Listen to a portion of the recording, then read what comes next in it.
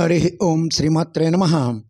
లలితా సహస్రనామ పారాయణలో భాగంగా ఈరోజు అమ్మవారి నామం 455వ నామం, మూడక్షరాల నామం మాలిని. ఈ నామంతో అమ్మవారిని జపం చేసుకోవాలన్నప్పుడు ఓం శ్రీ మాలిన్యే నమః అని చెప్పుకోవాలి. మాలిని అంటే మాల ధరించినది అనేది సాధారణమైనటువంటి అర్థం. చక్కటి మాలలు ఎన్నో ధరించింది. హిరణ్యవర్ణాం హరిణీం సువర్ణ రజతస్రజాం అని చెప్పి శ్రీ సూక్తం చెప్తోంది. అమ్మవారు సువర్ణ రజతాది దివ్యధాతువులతో కూడినటువంటి మాలికలు, దివ్య రత్నమాలికలు, అనేక రకాల కల్పవృక్ష కుసుమాలతో అల్లిన మాలికలు ధరించి ఉన్నారు కనుక సుమమాలలు, రత్నమాలలు, సువర్ణ రజతాది ధాతు మాలికలు ధరించిన తల్లి కనుక అమ్మవారిని మాలిని అన్నారు. గంగాదేవి అయినటువంటి జగదాంబకు కూడా మాలిని అనే పేరుంది. మాలిని మీద ఒక మంత్రం కూడా ఉంది. శ్రీమన్మాలిని మంత్రరాజ సహితం వందే గురోర్మండలం అంటే గురుమండల స్తోత్రం చేసేటప్పుడు అమ్మవారిని శ్రీమన్మాలిని అన్నారు. ఈ మాలిని అర్థమైతే తర్వాత నామం హంసిని అర్థమవుతుంది. అప్పుడు వెంటనే మాత, మలయాచలవాసిని తర్వాత నామాలు కూడా అర్థమవుతాయి. ఈ నామాల కూర్పులో ఉండేటువంటి ఔచిత్యం చాలా ఉంది. శ్రీ విద్యోపాసనలో ముందుగా గురుమండలం చేసుకొని గణపతి మంత్రం చేసుకొని తర్వాత మాలిని మంత్రం కనుక చేస్తే శ్రీ విద్య ఆరాధనకి ఇది యోగ్యమైనటువంటి స్థితి అవుతుంది. అకారం నుండి క్షకారం వరకు ఉన్నటువంటి అక్షరమాలయే అసలు మాలిని మంత్రం. దీనికి ముందు కొన్ని బీజాక్షరాలు, మళ్ళీ చివర కొన్ని బీజాక్షరాలు పెట్టడం జరిగింది. ఈ అక్షర శక్తులు కూడా ఏవీ సామాన్యం కావు. ఆ తర్వాత క్రమంగా అహ వరకు కూడా వచ్చి మళ్ళీ క ఖ గ ఘ అని హల్లులు చెప్పారు. ఈ పద్ధతిని ఎవరు నిర్ణయించారంటే ఋషులు.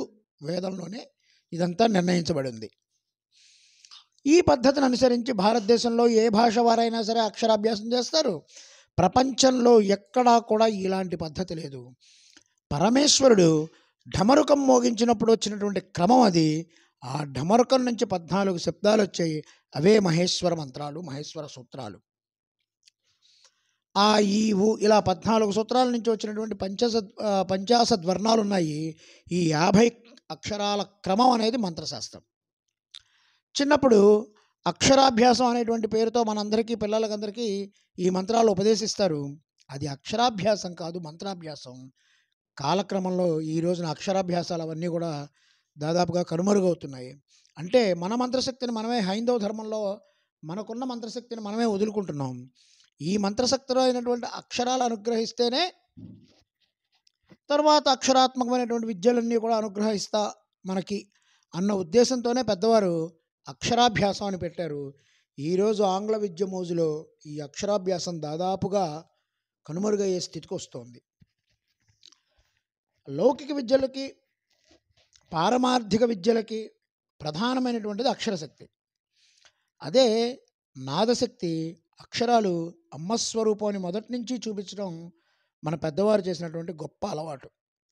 వాటిని క్రమబద్ధంగా పెట్టుకొని గురూపదేశంతో మాతృకావర్ణాలు గ్రహించి ఉపాసించడం అనేది విశేషమైన అంశం.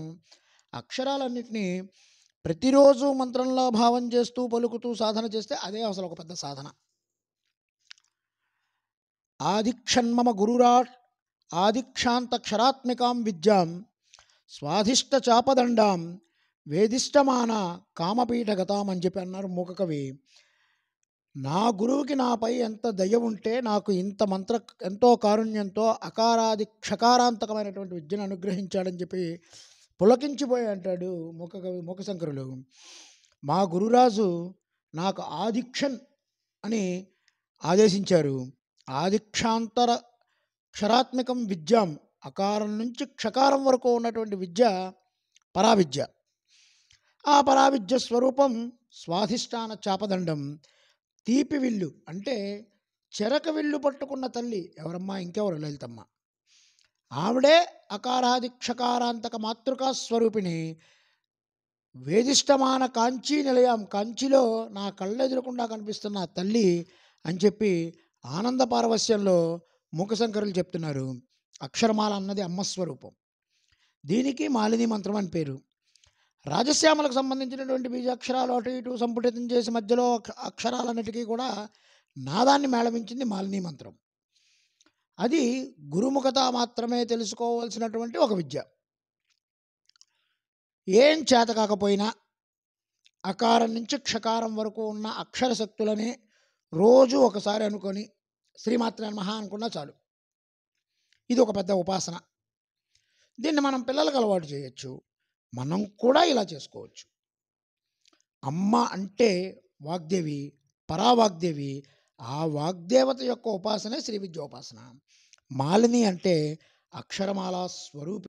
మాతరం పద్మమాలినీం అనే విధంగా హేమమాలినీం అనే శ్రీ సూక్తంలో కూడా మాలిని శబ్దాలు వినబడుతున్నాయి. శ్రియం వాసయ మే కులే మాతరం పద్మమాలినీం అని కులే అన్నప్పుడు షట్చక్రాల యందు పద్మాల వరుస అంటే సహస్రారం నుంచి మూలాధారం వరకు ఉన్నటువంటి అన్ని పద్మాలు, ఈ పద్మాలన్నీ కూడా ఒక వరుసలో ఉంటాయి. కనుక అమ్మ పద్మమాలిని అని చెప్పారు. అది ఒక కులం.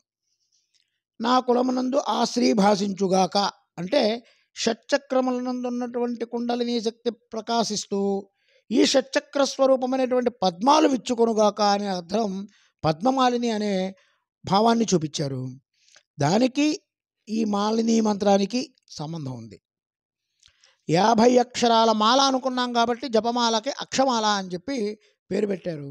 అకారాది క్షకారాంత అక్షరములే అక్షమాల. కొందరు జపమాల పట్టుకోవాలా అని అడుగుతుంటారు, కొందరు ఏదన్నా కౌంటర్ పట్టుకోవాలా అని అడుగుతుంటారు. జపమాల శక్తి జపమాలదే. ఊపిరితో మంత్రం చేస్తే అదొక జపమాల అన్నారు. ఉచ్ఛ్వాస నిశ్వాసాలన్నీ కూడా ఒక ఉన్నతి, ఒక ఆవృత్తి. అజపామంత్ర స్వరూపం ఈ మాలిని. ఈ నామంలో ఇది ఆవిష్కారం అవుతుంది. హంసమంత్రం అంటే అజపా గాయత్రిని హంసమంత్రం అని చెప్పి చెప్తారు పెద్దలు. అజపా గాయత్రి అంటే శ్వాసకు సంబంధించినటువంటి మంత్రరాజం. దీనినే హంసమంత్రం అంటారు. ఈ తదుపరి నామం హంసినిలో అజపా అంటే శ్వాస, ఆ శ్వాస సంచరిస్తున్నటువంటి తీరు మొత్తం షట్చక్రాల్లో ప్రసరిస్తూ ఉంటుంది. మూలాధారం దగ్గర నుంచి ఆజ్ఞాచక్రం వరకు ఉన్నదాన్ని ఒక కులం అంటారు. ఆ కులం లోపల 50 అక్షరాలు కలిపి ఒక మాలగా ఉంది.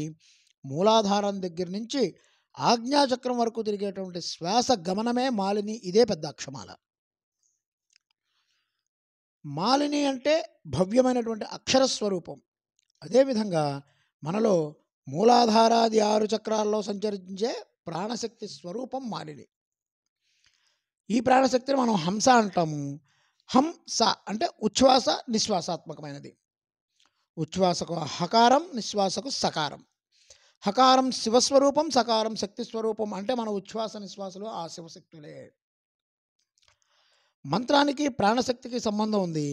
ప్రాణశక్తికి ఆత్మశక్తికి అతి దగ్గర సంబంధం ఉంది. ఆత్మ యొక్క చైతన్యం తెలుసుకోవాలంటే ప్రాణశక్తితో మేళనం జరగాలి. ప్రాణశక్తిని గ్రహించాలంటే మనకి మంత్రశక్తి కావాలి. మంత్రం అత్యంత ప్రధానంగా చెప్పుకుంటాం. మాలిని అన్నప్పుడు అక్షరస్వరూపమైనటువంటి మంత్రాన్ని చెప్తూ ఆ మంత్రాన్ని మనం అనుసంధానం చేయాల్సినటువంటి శ్వాస విద్యని హంసిని అనే నామంతో మనం వెంటనే చూపిస్తున్నారు. అక్షరమాలికా స్వరూపం కలిగినది, సమస్త వస్తు జీవజాలంలో సూత్రంగా ఉండి మాలిక వలె రూపం కలిగినది, అనేక రకమైనటువంటి మాలలను ధరించినది అని చెప్పి దీనికి మనం అర్థంగా చెప్పుకోవచ్చు. ఓం ఐం హ్రీం శ్రీం శ్రీమాలిన్యే నమః. ఓం శ్రీమాత్రే నమః. ఓం శ్రీ మహారాజ్ఞే నమః. శ్రీమత్సింహాసనేశ్వర్యై నమః.